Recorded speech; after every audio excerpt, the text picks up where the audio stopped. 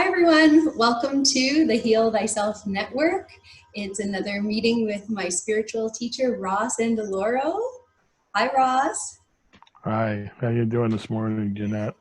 Really good, thanks. I'm really excited to discuss this topic today, being here now.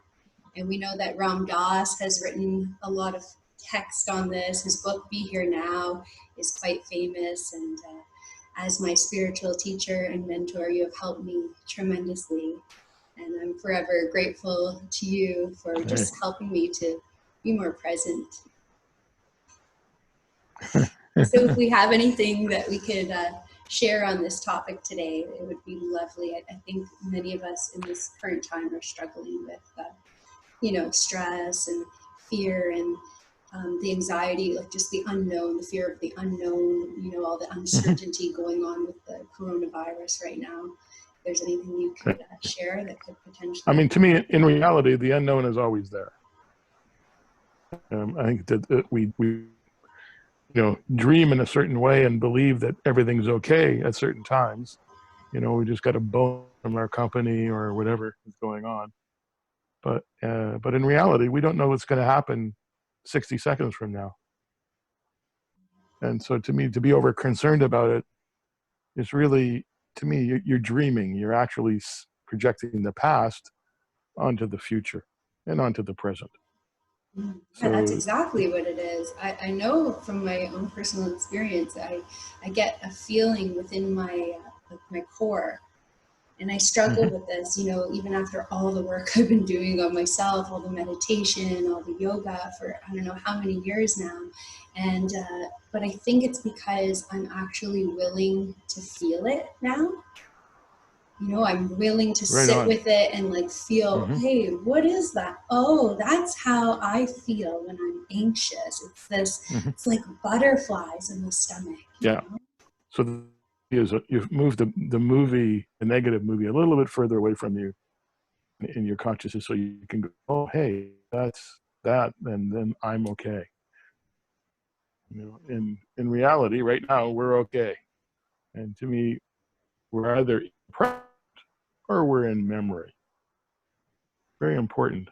We're either, sorry, it broke up. We're either in the, or just a matter of whether that memory is a good memory or a really fearful, anxious memory. So when you're truly in the present, you're totally okay. And to me, when you're involved with any kind of meditation procedure, process, focus, breath is everything. Because when we put our awareness on our breathing, that's in the moment. That's our body breathing now. And if you really go into a strong projection of a past memory onto the present or the future, you stop breathing usually. I mean, you slow down, you breathe way high up in your chest.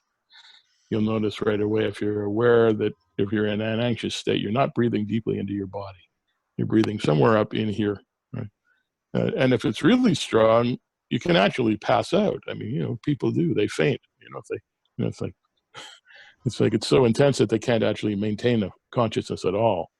Yeah, you see that in the movies all the time, they go, whoa! They just, something, dramatic happens to them. Maybe they realize they're in love or something and they just get anxious and pass out. Or their fear of a parent dying, for instance.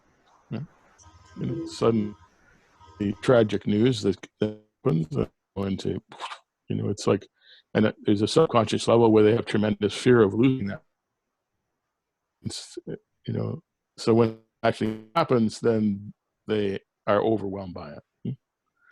So to me, it's like in meditation, just be here now, being present. There's an awareness of being in your breathing. And if you find your mind starts to wander, and it will, until you really relax into the breathing cycle and keep your focus on in a very relaxed way on your breathing, you just gently bring yourself back when you notice that your mind is taking you away on some movie. Right? Just gently pull yourself back. To me, it's like in a very relaxed way. Yeah, the story of our lives, you know, it's like the drama that we're living, we're creating. It's like just a constant movie going on in our head, you know, and Yeah. we're the lead Yeah. character. Hey. Yeah. And to me, it's that constant projection creates, you know, to me, a lot of unnecessary events in our lives. And especially with our, so a lot of people are spending a lot of time with, you know, their families, their husbands, their wives, their lovers. This is all happening in a very focused and intense way right now. And so you have to be very careful not to, you know, project your negative mind onto them. I call, you know, learn to stay at home with your, you know, it's your movie. If you're having a judgmental thing go on about that person, that's your movie. That's your projection of the past onto the present. And breathe and just breathe your way through it. You know, best to keep silent in those situations, you know, and maybe take a break. So I'm meditate in the bedroom for a few minutes. I'll be back, you know. Absolutely. Just give yourself space.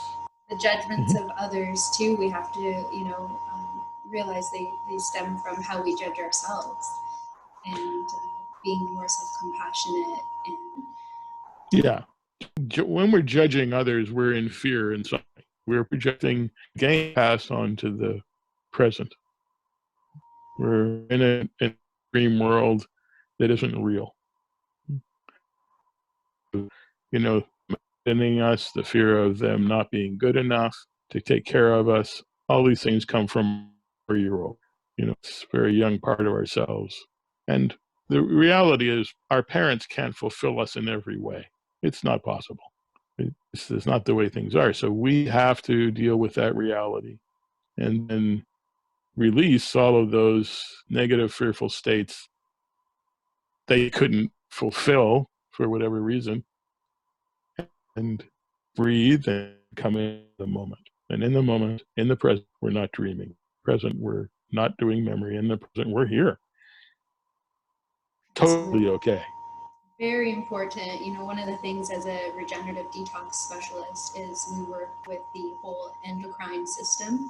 So all of Right. the glands, which are in in a lot of cultures, they're the chakras, you know, Oh, and yeah. working with these chakras, or say the glands in general, specifically the adrenal glands and thyroid, these are the emotional components of the physicality.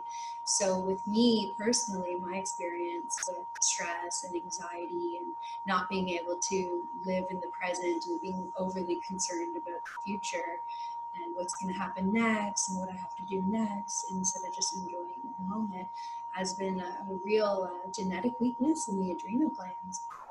And that shows up in the iris. And I spoke in a previous video with you, Ross, about my particular iris analysis and having some lesions in the autonomic nervous system, which are connected to the adrenal glands. And I was just basically in a constant state of like stress and anxiety. And I think what it is it's what we learn is it's actually the adrenal glands produce adrenaline. So it's a very addictive state. You know, the stress and fear state that we're in right now is not very different than, you know, the stress and fear of the normal day life of, say, an entrepreneur or a business person or somebody with just a regular job, even a lay person. You know, that there's that stress and fear of, I have to make this money, I have to survive, you know, and it becomes very addictive, I think. So for me, it's been a huge challenge to lower my stress, to support the healing of the adrenal glands, because eventually they burn out. And that's what happens is you're running on adrenaline, and then your adrenal glands start to burn out, and then you're just like constantly exhausted. So some people, it might show up for them, they go to work all day, and then as soon as they come home, they're just done, they crash, you know, and that shows you that the adrenal glands have burnt out, and that there has to be a herbal protocol in place, you know, proper diet, proper rest. Rest is one of the biggest things that helped me. I think one of the things that's possible right now because of social distancing is that we do have time to rest. Like we do have time to really, relax and have naps during the day and meditate during the day and having, we can, be in the moment more than ever right now and trust that the financial side will be taken care of. And, right now, governments certainly in our country are putting things in place to support people financially. So to me, it's an opportunity to have a retreat in a way, from the world, from that intensity. But yeah, coming down off of the adrenaline energy, it's daunting at first. So, take long baths, Epsom salts, some handful of sea salt, get in there and relax and breathe. Just breathe. Put put some candles out, gaze at the candles. It's my favorite thing to do. My dad is constantly texting me being like, can I call you or are you in the tub again? Like he can't get through because when I'm in there, I'm in my zone. I bring my little space heater in and I keep the room really, really nice. Oh yeah. Because the longer you soak in those alkaline salts, your skin is your third kidney. You're eliminating so many toxins and acids by the sweaty and sebaceous glands of the skin. So I'll be in there for up to 2 hours as a single lady, with no family of my own. Like I've always made the time or had the time even to do it. So that's been a big part of my healing journey. I'm really glad that you recommended that. And I wanted to know, like, what are your thoughts on just like the overall mental afflictions, that we're going through, that we're talking about now, in terms of the stress, and is there any other? Because I know you use a lot of Bach flower remedies, and I'm thinking of more like on the emotional body and the spiritual healing aspect. Yeah, to me, one of the key remedies for instance, if we're talking about Bach flower essences, in the system is Star of Bethlehem. Star of Bethlehem is quite remarkable that it will actually take someone out of physical shock. So, if they've had an accident and you try and stabilize them to get them to an emergency center, then it can hold them, in a balanced state so that they don't, the autonomic nervous system doesn't shut down totally. Nice. But on another level, you can, be in certain states. The whole thing about shock is we're not here now. We're somehow in this other kind of dream state. We're not connected to our body. And the thing about Star of Bethlehem is it grounds us. It's definitely to me, it's the ultimate be here now remedy in the Bach flower system. Other than the combination of rescue remedy, which has Star of Bethlehem in it, by the way. That's 5 different essences. So Dr. Bach designed that one himself, so it's grounding and it brings us into the moment. And when we come into the moment, we relax and we're okay. So those 2 remedies I recommend have on hand. Sometimes you need Star of Bethlehem just by itself, and others rescue. Both will work in also. Nice. Yeah, there's been also some stories that Dr. Morse would tell the community at the International School of Detoxification in regards to this other remedy, flower essence, by running fox farms. Yes. And it was it's moonshine yarrow, actually. And he had experience working. He worked in the hospitals and in the emergency. And when people would come in very frantic and in like a crazy state of anxiety, and no other doctors were around, he would sneak them this flower essence, and then he would do some reflexology on their feet as well. Right on. Which really grounds you and calms you. Oh yeah. And then the other doctors would come back in and be like, "Oh wow, what medication did you give them?" Yeah. Beautiful. Yeah, and so I'm glad that you brought up being grounded, and I really am interested in this topic, and I think we could do a whole other video on being grounded. So potentially. Yes, the grounding is there are many techniques, and there are many meditation techniques. And we can have discussions on that too, because I've certainly learned a lot over the years around deep grounding and connectedness in the moment, on the earth, in the earth. Yeah. I'd love to talk more about that, to reduce stress. You know, in Oh, yeah. regards to being here now, is there maybe a last thing that we could share that could potentially inspire somebody or help them? Yeah. Just breathe and put all your awareness on your breathing. Be mindful around your breathing, because breathing, as I said earlier, that's your body breathing in the moment, here now. And it automatically brings us in to that relaxed state. So breathe and be aware of bringing your breathing down deep into your belly.